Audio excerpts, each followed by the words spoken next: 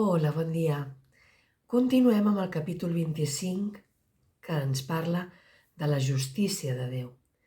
I avui ho fem amb la secció 7, la roca de la salvació. Malgrat això, si l'Esperit Sant pot convertir cada sentència que et vas imposar tu mateix en una benedicció, això ve de la secció d'ahir, que parlava de que els nostres desitjos especialisme, les nostres... els desitjos amb els que vam venir aquí, l'Esperit Sant es pot convertir en un mitjà per a la nostra salvació i del nostre germà, en algo que ens beneficia a tots. Doncs això, malgrat això, si l'Esperit Sant pot convertir cada sentència que et vas imposar tu mateix en una benedicció, llavors no podia haver estat un pecat. El pecat és l'única cosa a tot el món que no pot canviar. És immutable. I de la nostra creença en què el pecat és immutable i que és real, en depèn el món, en depèn aquest món físic. La màgia del món sembla amagar dels pecadors el dolor del pecat i enganyar amb falsos centelletjos i amardits. Però tothom sap que el cost del pecat és la mort. És més, mira si ho tenim així de clar, que hi ha molts països que a la gent que aparentment han comès un pecat terrible d'assassinat se'ls condemna amb la mort. El càstig és la mort. Perquè creiem que tot això és real. No som conscients que és una pel·lícula que ens estem passant. No en som conscients. I estem allargant el patiment i el somni de terror. Perquè el que ha assassinat a un assassí no és menys assassí que el primer assassí. I la culpa se segueix extenent per arreu.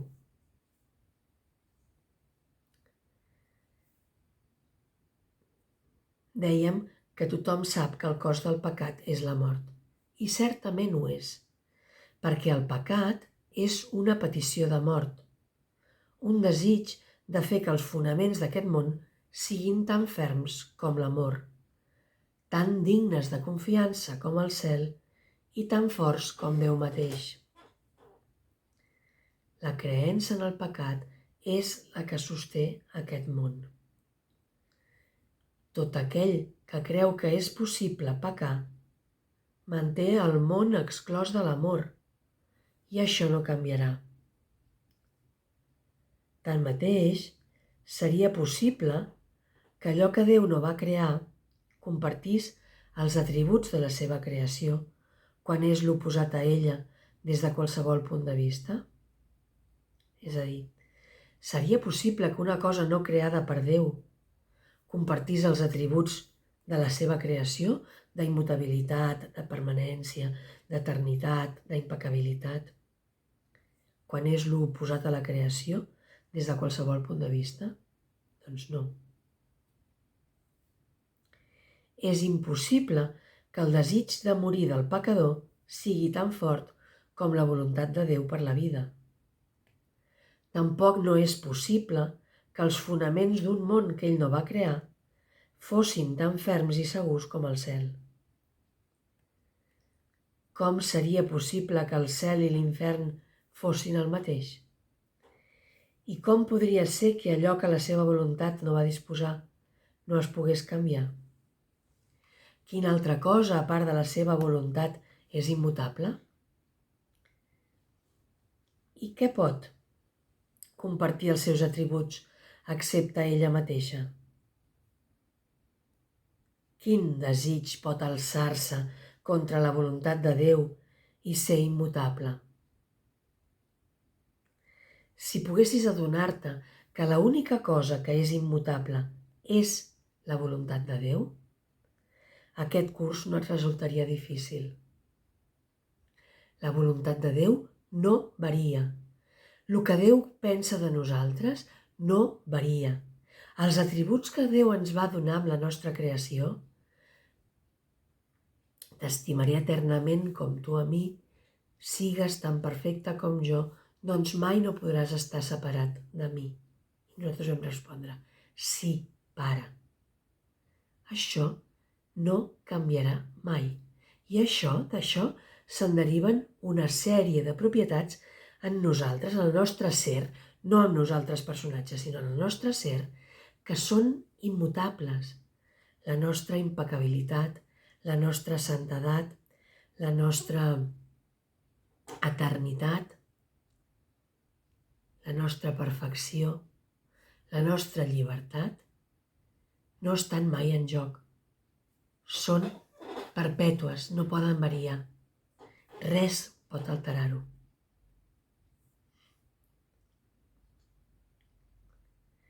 Però tanmateix, això és precisament el que no creus.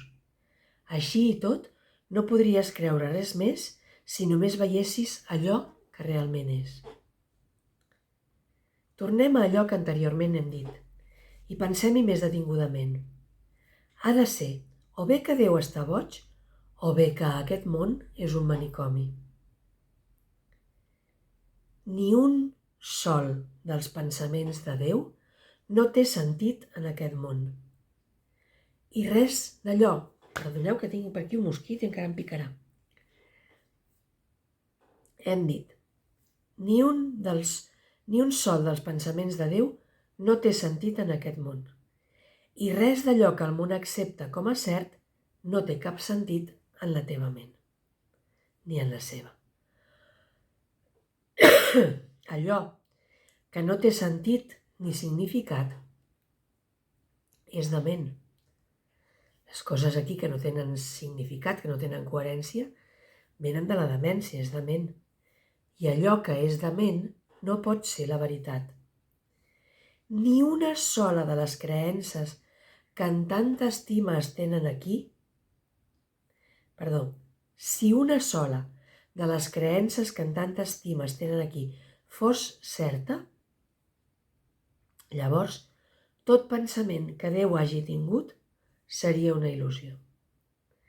Però si un sol dels seus pensaments és cert, llavors totes les creences a les quals el món atorga realitat i significat són falses i absurdes.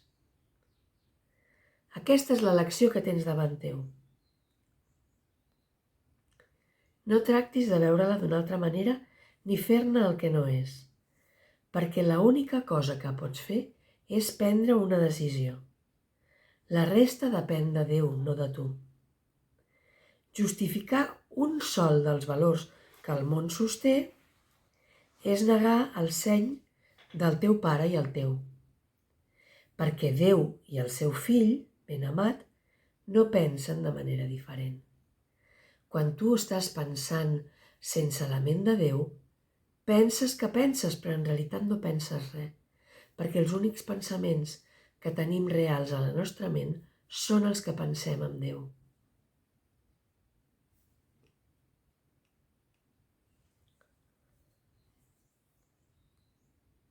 Justificar un sol dels valors que el món sosté és negar el seny del teu pare i el teu, perquè Déu i el seu fill, ben estimat, no pensen de manera diferent.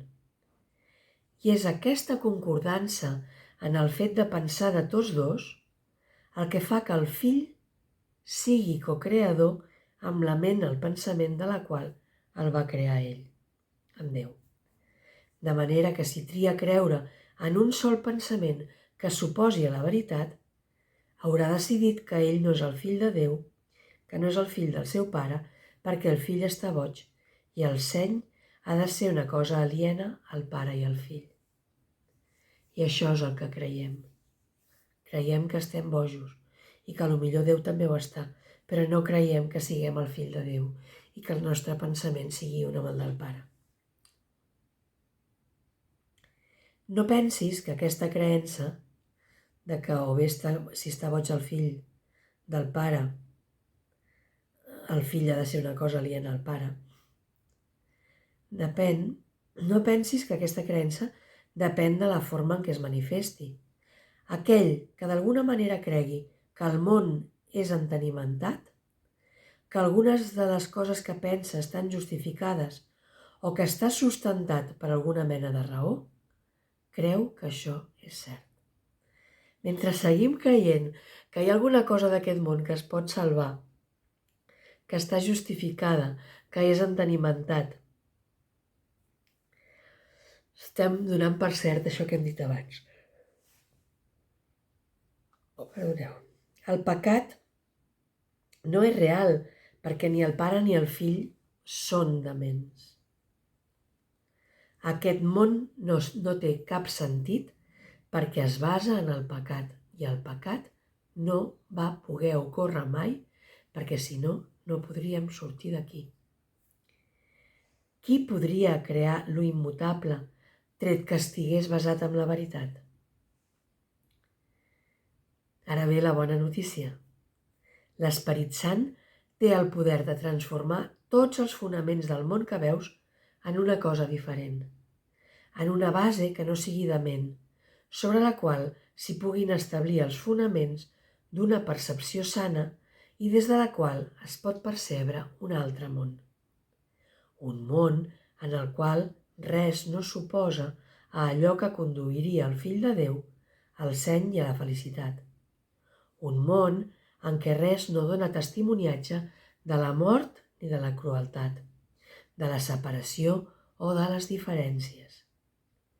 Perquè aquí, en aquest món que estem parlant, és el món real, aquí tot es percep com un i ningú no ha de perdre perquè un altre guanyi.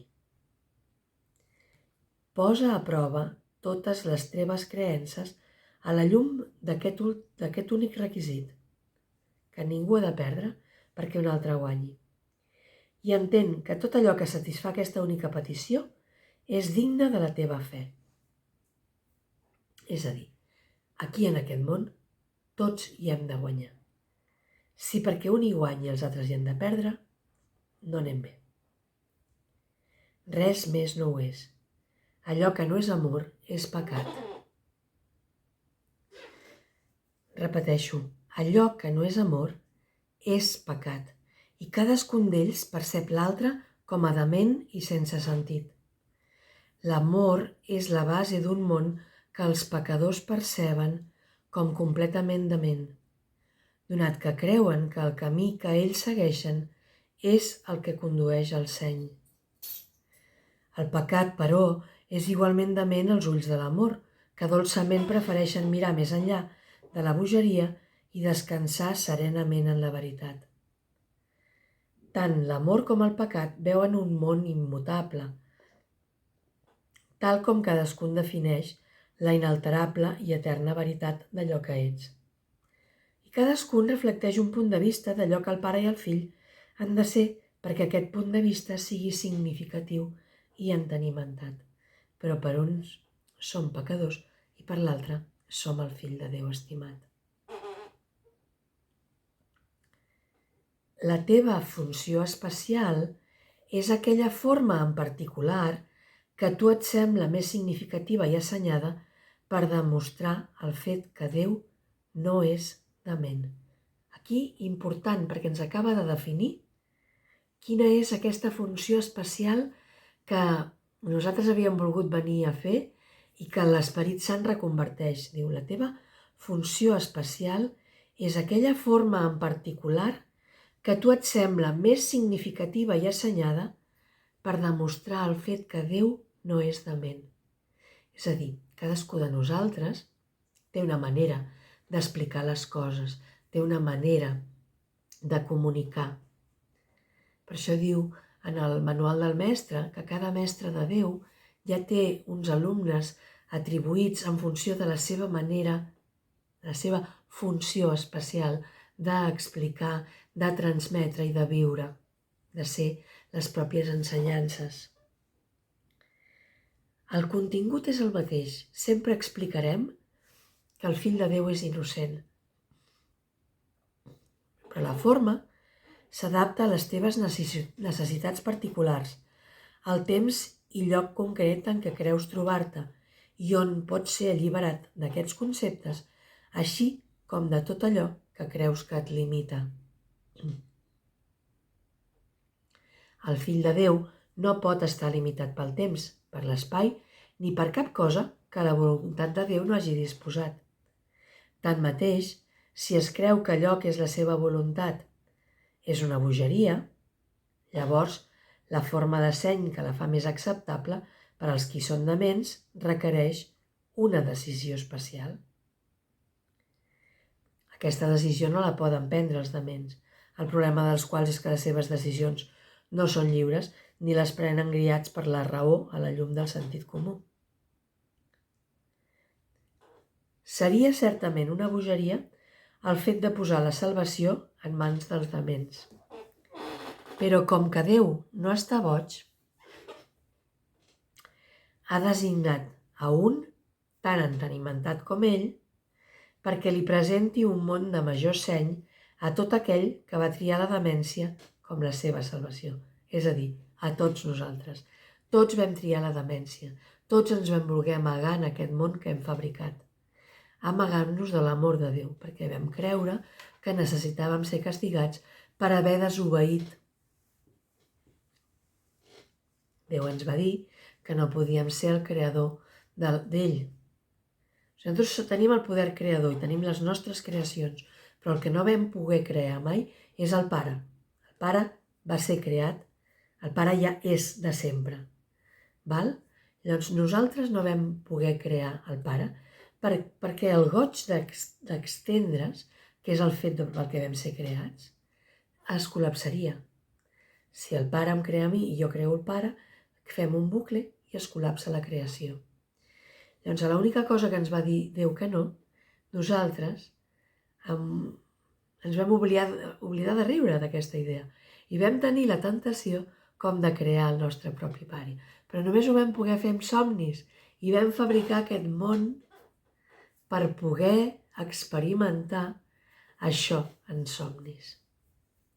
Però en realitat no ha pogut ocórrer mai perquè no podem estar separats de la voluntat de Déu. No existim a part, no existim sinó dins de la ment de Déu.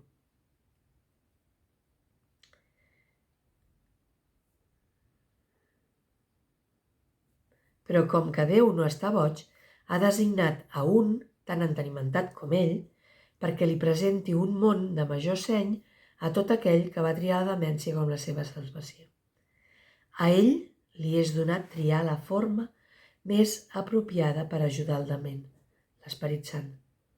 Una que no ataqui el món que aquest veu, sinó que s'hi endinsi calladament i li mostri que està boig. L'Esperit Sant no fa sinó assenyalar-li una altra alternativa, una altra manera de contemplar allò que abans veia, que ell reconeix com el món en què viu i que creia entendre. Això és el que fa l'Esperit Sant. No ens farà anar contra aquest món, sinó que farà que aquest món tingui un altre propòsit per a nosaltres, que tinguem una altra mirada sobre el món i que mica en mica l'anem perdonant i anem passant del món físic al món real. Què és el món real? És el món perdonat. És el món sense pecat ni culpa. Ara ha de posar tot això en dubte perquè la forma de l'alternativa és una que no pot negar, passar per alt ni deixar de percebre en absolut. La funció especial de cadascú està dissenyada de manera que es percebi com una cosa factible, com alguna cosa que es desitja cada vegada més a mesura que se li demostra que és una alternativa que realment desitja. Des d'aquesta perspectiva, la seva pecaminositat, així com tot el pecat que veu en el món, cada vegada han d'oferir-li menys. I per fi arriba a entendre que tot això li ha costat el seu seny i que s'interposa entre ell i qualsevol esperança de tornar a ser entenimentat.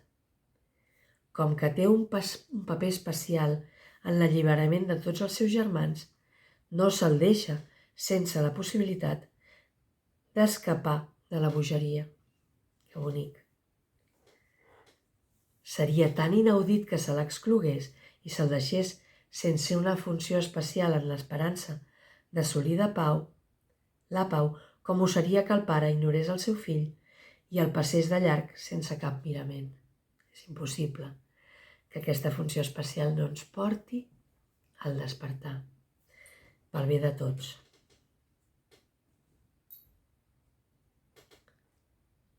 En quina altra cosa es pot confiar, sinó en l'amor de Déu? Pensem-hi una altra vegada amb això. En quina altra cosa es pot confiar, sinó en l'amor de Déu? I on està el seny, sinó en ell, en el Pare? Aquell que parla per Déu pot mostrar-t'ho en l'alternativa que va triar especialment per a tu. En aquest canvi que ha fet de la teva funció especial, que era per destruir, per fer-te mal, i ara és pel teu benefici, pel de tots els que et trobin amb tu. La voluntat de Déu és que ho recordis i que passis així del més profund desconsol al goig perfecte. Accepta la funció que se t'ha assignat en el pla de Déu per mostrar-li al seu fill que l'infern i el cel són diferents, no el mateix.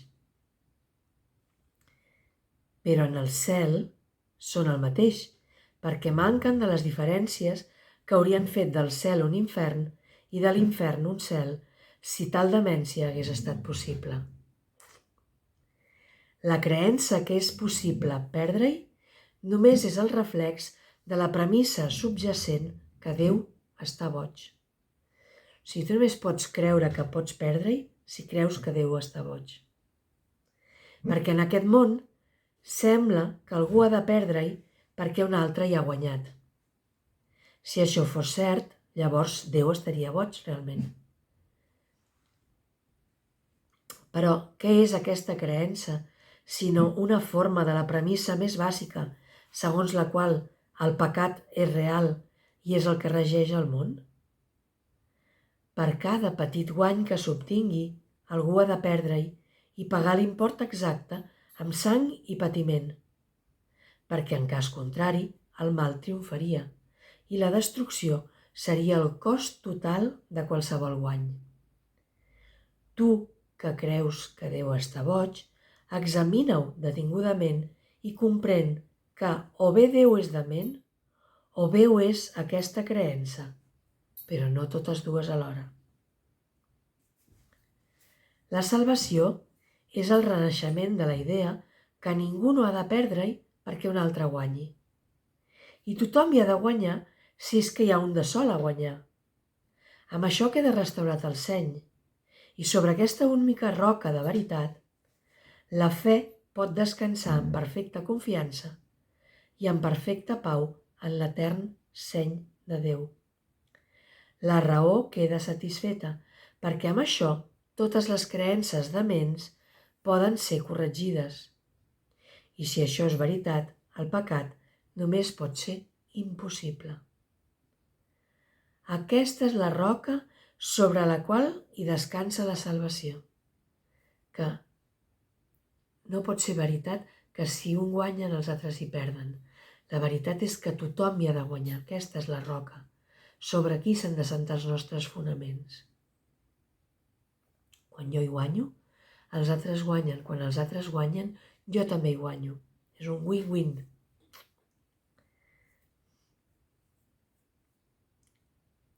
I si això és veritat, el pecat només pot ser impossible. Aquesta és la roca sobre la qual hi descansa la salvació, el punt estratègic des del qual l'Esperit Sant li confereix significat i direcció al pla en què la teva funció especial té un paper a exercir. Perquè aquí la teva funció especial es torna íntegra, perquè està reconvertida en algo que només et beneficiava a tu, ara ha passat a ser algo que beneficia a tothom i també a tu.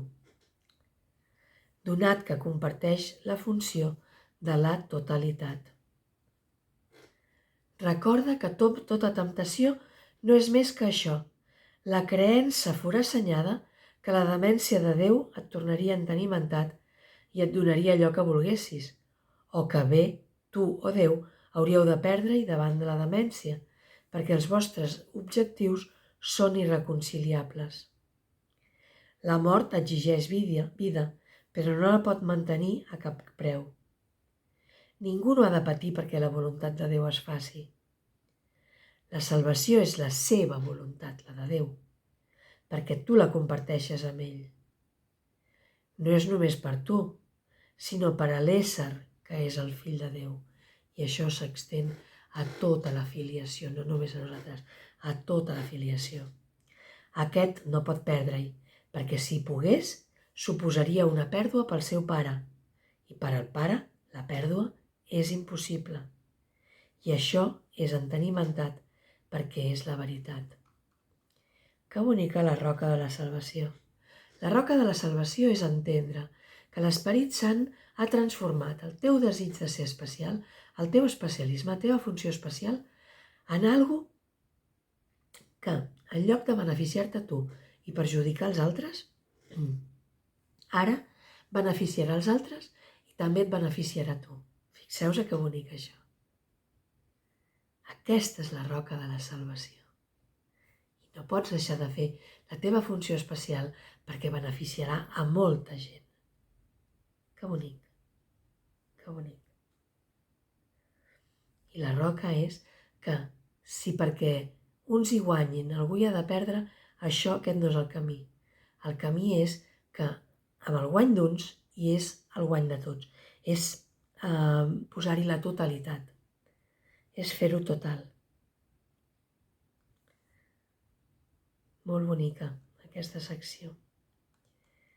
Molt, molt bonica. Doncs fins aquí. Demà veurem la secció 8. Penseu-hi en això. Penseu-hi de quantes vegades perquè jo hi guanyi altres hi han de perdre. I això no és, aquest no és el camí. Quan això es doni, no és el camí. Hi ha un camí que ens permet que tots hi sortim guanyant. I aquest porta a la veritat. L'altre no. Que tingueu un dia ple de miracles, ple de bonances, ple de benediccions, ple d'amor. Ja sabem que aquí no hi és l'amor, però podem tenir pensaments amorosos i acostants i cada vegada més. Això és el que us desitjo a tots vosaltres avui. Fins demà. Adéu.